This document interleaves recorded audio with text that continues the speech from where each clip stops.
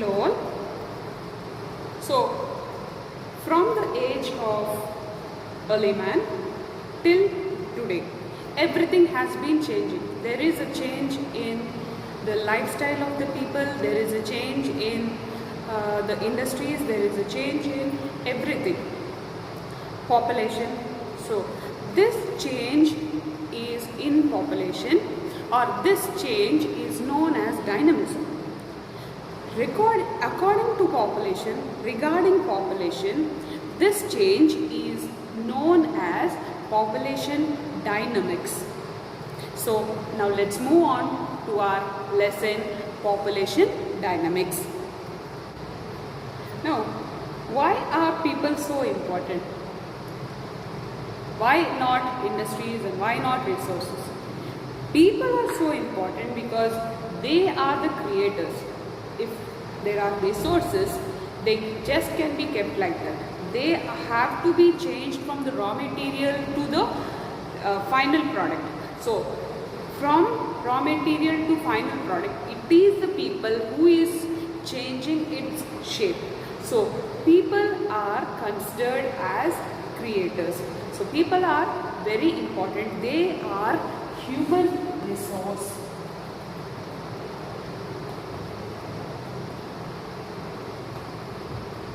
They are human resource, right? As well as people are not only creators, they are the consumers themselves. They are the producers, they are the consumers themselves, right?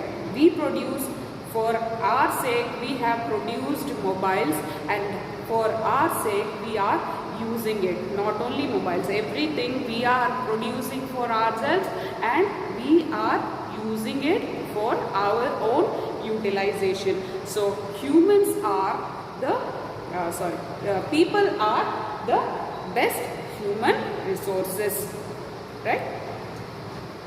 If all the other resources are present and this human resource is absent, there will absolutely be no progress for a country. So this is known as the driving force for a country. So it will drive the progress of a country. So human resource is the driving force for a nation. Are humans distributed equally among the world? No, not at all. See, in places like Greenland or Antarctica, we barely see any population. And places like Asia and Africa, we see so many people living. What could be the reason? So, this population is, so from this we can conclude to one point that population is not equally distributed in all parts of the world, right? So, in some parts of the world, there are few people, like in the last class we have seen nucleated settlements and compacted settlements, and few places there are scattered settlements. So here also we see some nucleated settlements, we see some linear settlements, and some places we see dispersed settlements.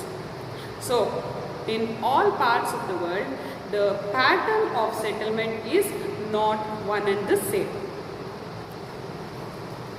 When we have seen nucleated settlements and dispersed settlement, we have seen in short what are the factors affecting. One is fertile soil, one is non-fertile soil in case of dispersed settlements, one is industrial settlements. So these are some of the factors. Now we are going to discuss in detail what could be the factors which are affecting the settlement patterns. The first one, what is affecting is topographical factors.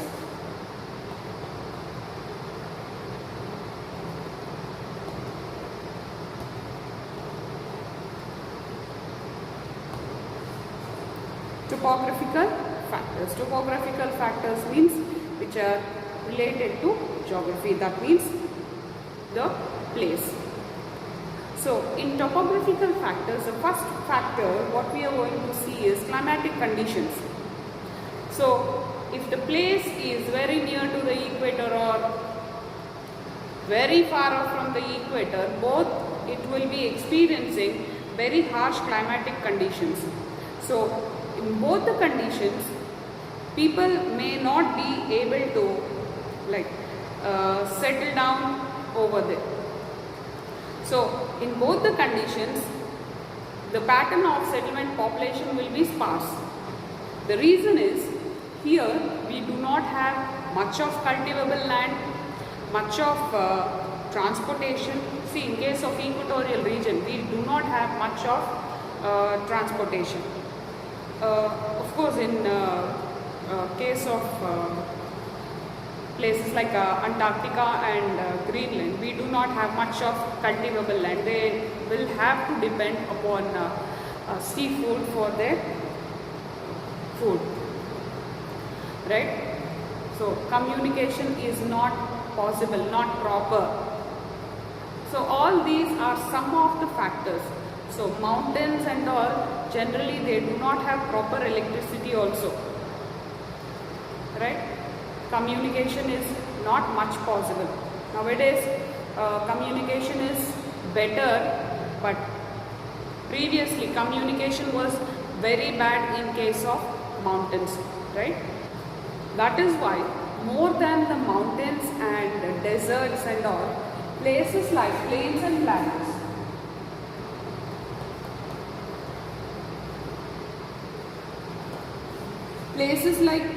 plateaus, they are much more thickly populated, right? We can see the Ganga Brahmaputra plain or the Hoangho plain. Both are densely populated than any other parts of the world, or any other tableland, the Deccan Plateau or any other plateau in the world. These are much more populated than parts like deserts or mountains. The next factor is climate.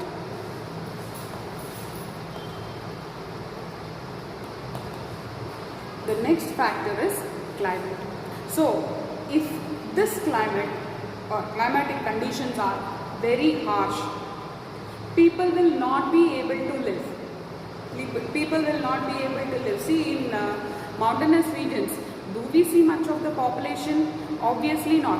The reason is, people will not be able to live in very harsh climatic conditions. If it is so cool or if it is so hot, in deserts also, we do not see much of the population. The reason is harsh climatic condition only.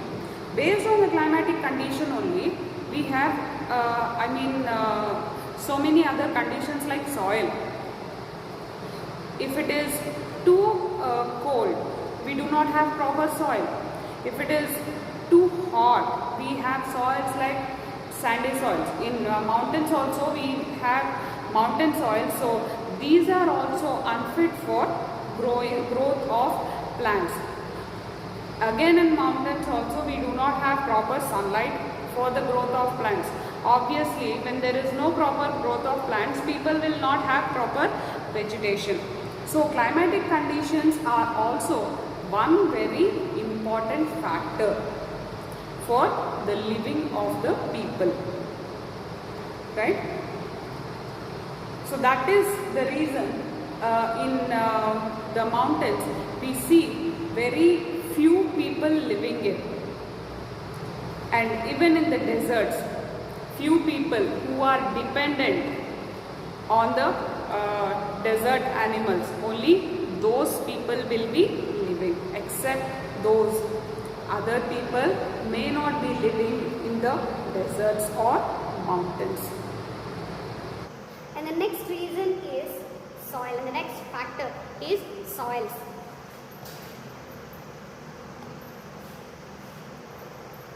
So soils is dependent again on climate. So fertile soils, of course on parent rock also. Fertile soils are a reason for people to live in. Take for example, in topographical factors we have seen that Ganga Brahmaputra plain is the best place, one of the best places to live in. Why best places means Ganga Brahmaputra plain will be having alluvial soil, which is one of the fertile soils, right? So obviously people will be living in places where you have fertile soil than where you have a non-fertile soil, isn't it? Because non-fertile soil is not fit for cultivation and we have to put lot of manures. So places where we are having fertile soil, people are likely to go and settle down there. That is what we have seen in case of ribbon settlements, ribbon pattern. So sides of the river. Generally that is what where settlements have happened during the good olden days, right? Where we have good soil, there only people started coming and living in case of Indus Valley or any other river valley civilization, right? And the next one is availability of minerals.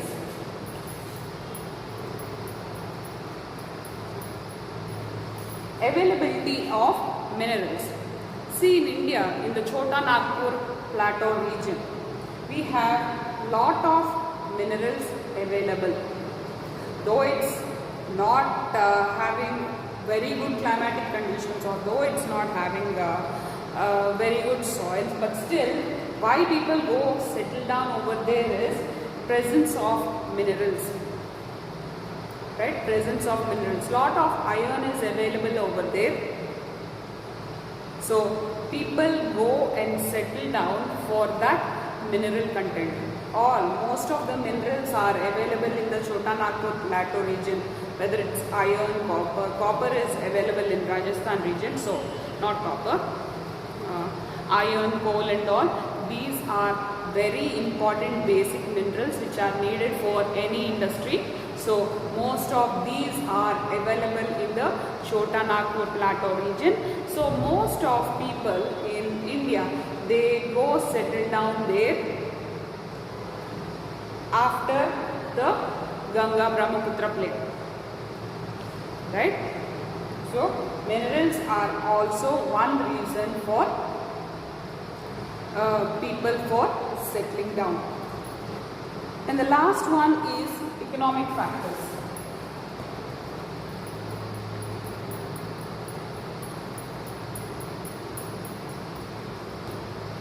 Economic factors. Economic factors include factors like urbanization. See, why US is more developed than India? US is having, or Japan is more developed than India. Japan is having more industries, more and more industries than India. Korea, Japan, all these places are having more industries compared to places like India, Sri Lanka, Bangladesh. All these are developing countries and these are developed countries. US, Japan, Korea and all these are developed countries. So the rate of urbanization is more compared to developing countries. So people tend to go and settle down there. Dubai, UAE, all these are more developed. So people get more money out of these countries. So economic factors is one of the reason or one of the factors why people go and settle down in those countries. The estimated global population in the year 2022 was 7.9 billion, whereas in the year 2012, it is 10 years back, about a decade back, it was 6.9 billion. Was 6.9 billion. There was a good increase, but this increase is not spread equally in all the places. So we have seen pattern of distribution. We have seen what are the factors affecting the pattern of distribution, right? The number of people which are spread over a unit area is known as density of population. The number of people which are spread over a unit area is known as density of population. Normally in case of solids, liquids and gases also, you know what is density. If they are very close to each other, then we say it is more dense. If they are spread far off from each other, then we say they are less dense. So here also the same thing. In case of population also, if people are very near, that means if they are close to each other, number of people they are in one place, then we say the density of population is more. So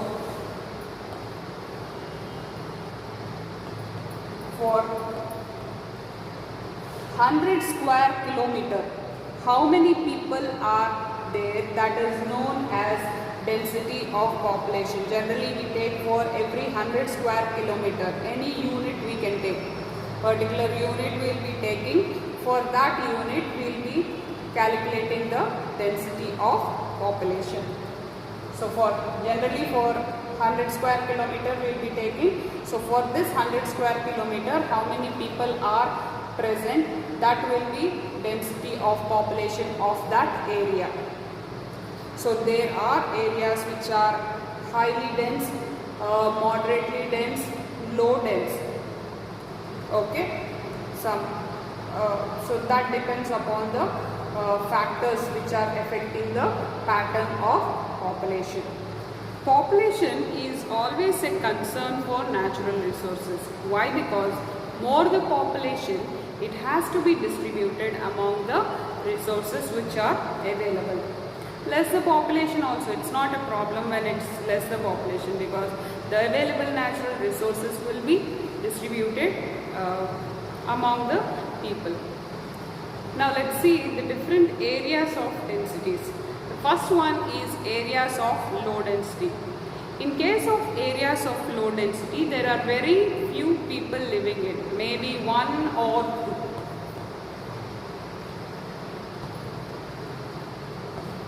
This is areas of low density. So what are these areas of low density? Means we can take deserts or mountains, or places having very harsh climatic conditions. To name a few, Sahara Desert, or Thar Desert, or the Taiga region, the Tundra region, Greenland, Antarctica, all these are places of low density of population. Right? And next comes areas of moderate density.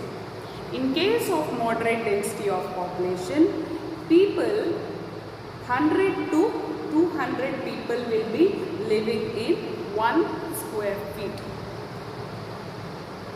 South part of India, western part of China, USA, western part of USA, Norway, western parts of Europe, all these are examples of moderate density. South part of India only. Northern part of India again comes under areas of high density. Please make a note. And the last one what we are going to see is areas of high density. In areas of high density, the number of people are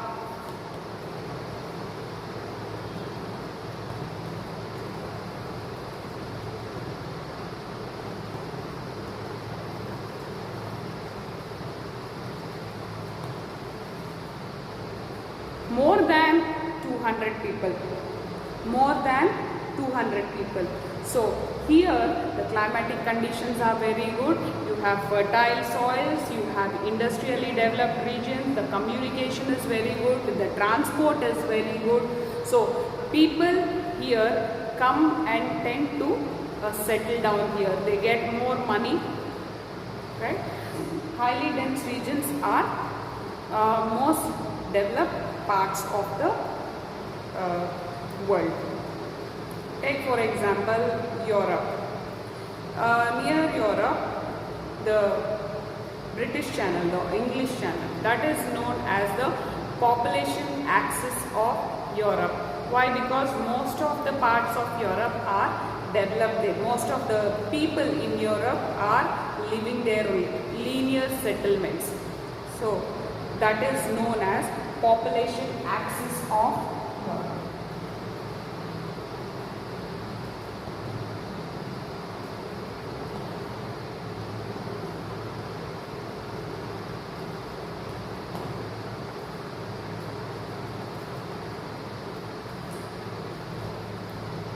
To name a few places: Monsoon Asia, Germany, Belgium, Netherlands, Norway. In India, if we take Ganga Brahmaputra plain, the Wango plain in China, Yangtze plain, all these are some of the most developed parts of the country, world. Statistically, if we see the change in people, the change in number of people during a specific period of time, then that is known as population change. Generally, in the government, for every 5 years, we take the statistics, right, to know how many people, what is the number of people globally or in India or in our place. So how do we know that? We take statistics, right? So that is known by population change. We see how many men are there, how many women are there, how many children are there. So this change in number of people during a specific period, that is known as population change. Take for example, in 2012, our population was 6.9 billion and now it is 7.1 billion. Right? So this change is known as, this change in population is known as population change. So we have a specific period here. This is 2012 and this is 2022. So there is a specific period, 10 years of period, right? So now we can see a extreme change in population, extreme growth in population, but till 1800s there was no extreme growth in population. Population growth was there, but it was very slow and it was very steady. Okay, so only after that, only after the 1920s, then it started growing in multifolds. So that is known as population explosion. Till then, it was very steady. The reason is why the population growth was very steady, is very slow in those days, as in 1800s is, people used to be born, but they used to die very soon because there was no proper health facility or no amenities which are there. So people used to die very fastly. So death rate was more than the birth rate. So that is why there was no population explosion. But after the 1900s, the industrialization took place and there was very good health facilities and all. So people are not dying anymore. So there was a very good birth rate and people are still living. In places like Japan, you see, they still live for 100+ years. The reason is they have very good health facilities and their consumption of food is they consume very healthy food. So to sum up why there was a population explosion suddenly after the 1800s, there are three major reasons. One is better food supplies. Second one is availability of health facilities. That is what we have seen.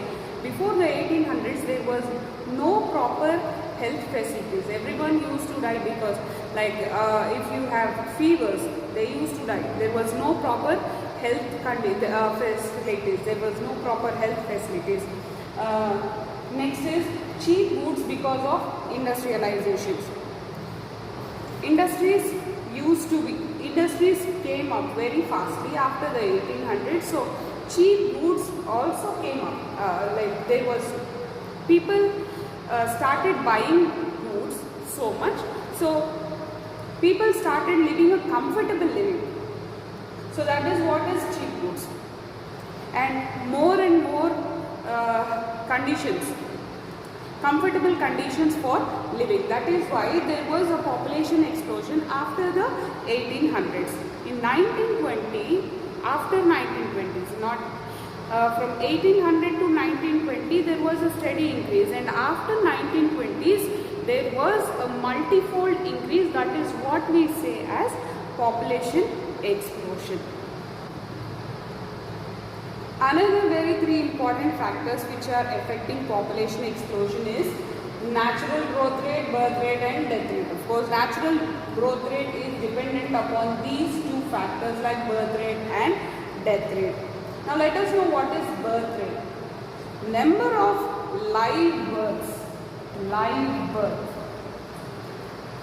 for every 1,000 people. For every 1,000 people, 1,000 people are born. 1,000 people are born. For those 1,000 people, let us think only 900 people are alive. 1,000 people are born, but only 900 children are alive. 100 children are dead. So 900 is the birth rate. So this live births is birth rate, and death rate is how many people are dead for every 1,000 people. How many people are dead for every 1,000 people. So that is known as death rate. The difference between birth rate and death rate is natural growth rate. Okay. In a year, take for example, there are 900 births and 90 deaths. So 900 minus 90.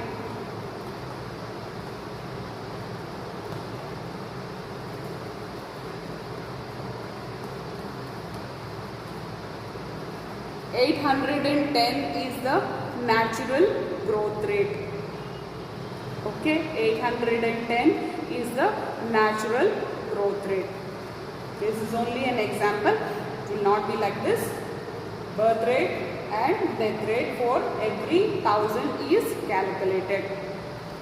Apart from the natural growth rate, there is one more very important factor which is affecting the population growth, that is migration.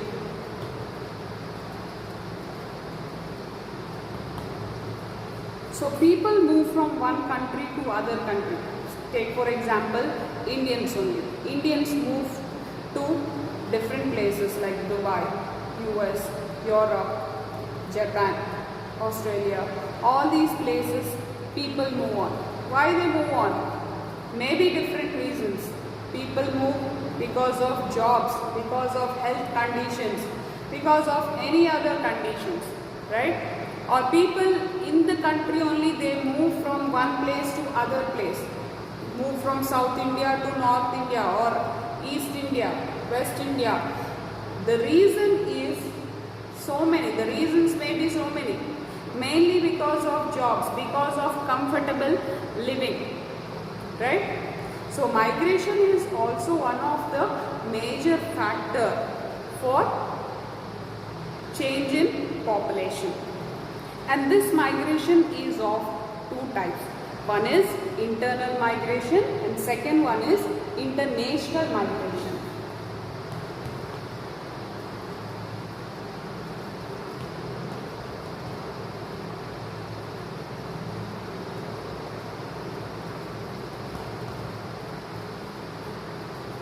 Internal migration and international migration.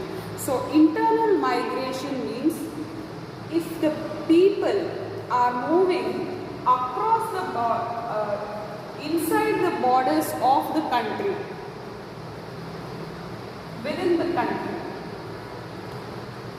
within the country, then this is known as internal migration. That's what we have seen inside the country. Now South India, North India, East or West India. If at all they are moving inside the country like this, so that is known as internal migrations. Here also, that's what we have seen.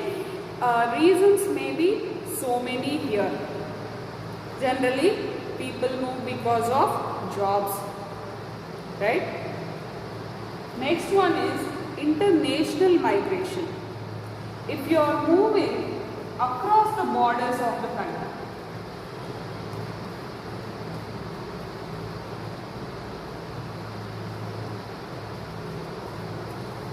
across the borders of the country, then it is known as international migration. Here also, maybe because of luxurious living or maybe because of jobs, people move to other country, or maybe because of getting lot of money, right? People move to other countries. So obviously there will be a change in population when there is migration, because some countries they will be gaining population when people go into their country, or when immigrants go into their country, and some countries they will be losing their population when people go out of their country, right? Places like India, when many people go out of their country, or developing places, India, Sri Lanka, Pakistan, all these places, when people go out of their country, they lose so many people. Canada, for example, a developed country, people are going to places like Canada or Japan or Australia. People, when they go into the country, the population will be increasing. So obviously there will be a increase in their population, or when immigrants go into their country, there will be a increase in their population. So generally people go from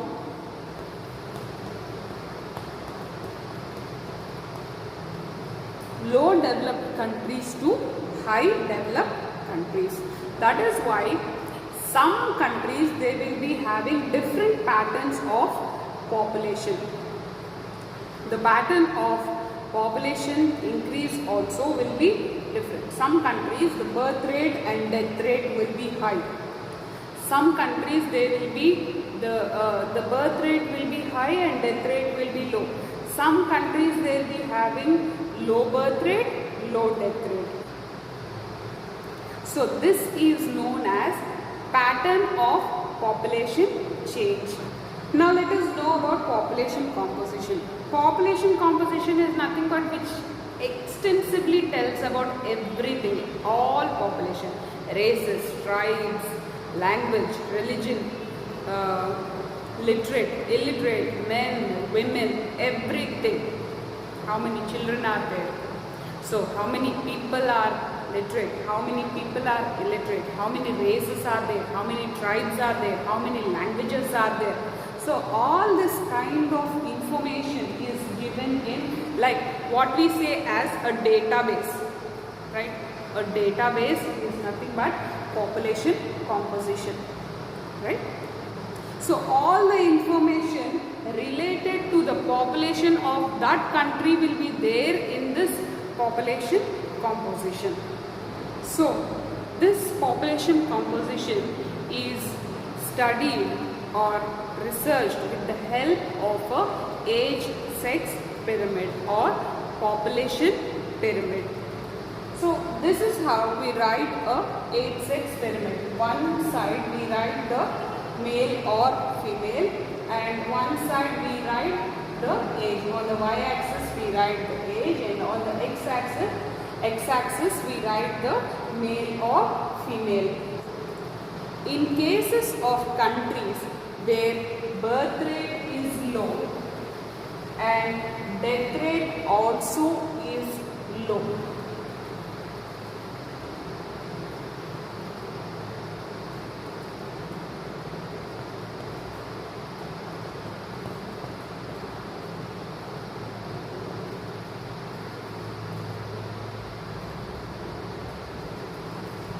in case where in case of countries where birth rate is low and death rate is also low.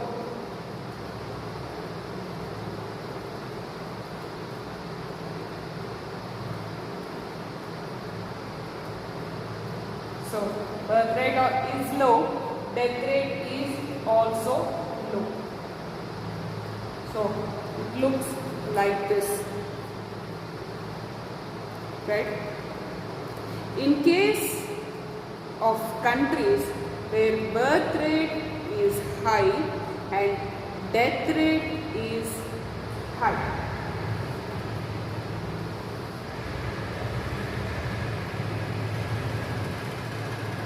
so birth rate is high, death rate is also high.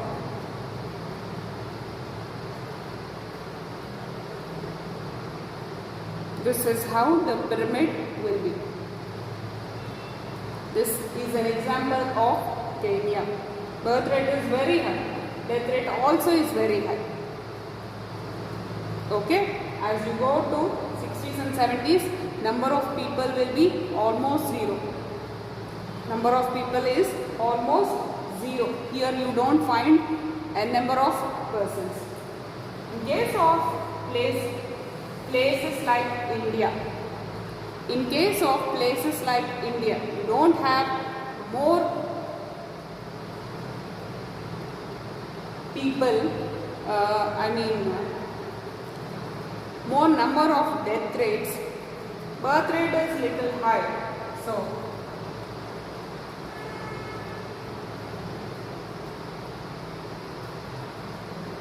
and average lifespan also in India is little less only. So as you go to 60s and 70s, you don't find any person, almost near 60s only. 64 is almost the average death rate of people in India. So here almost you find people dying.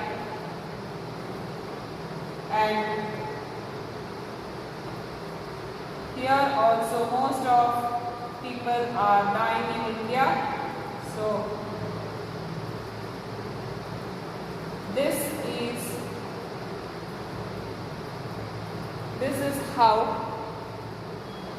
this is how the pattern of pyramid of India will be.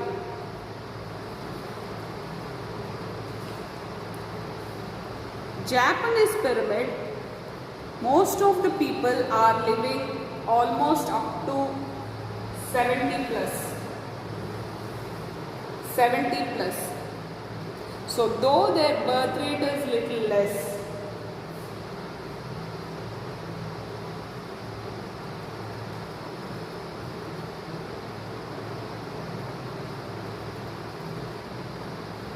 their population pyramid is this way.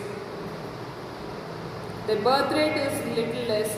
Their death rate also is less in case of places like Japan, because of high developed conditions and the very healthy food they take in, right? So this is how people are playing a very important role in the development of a nation or change in the nation. So that is why people are considered as human resource.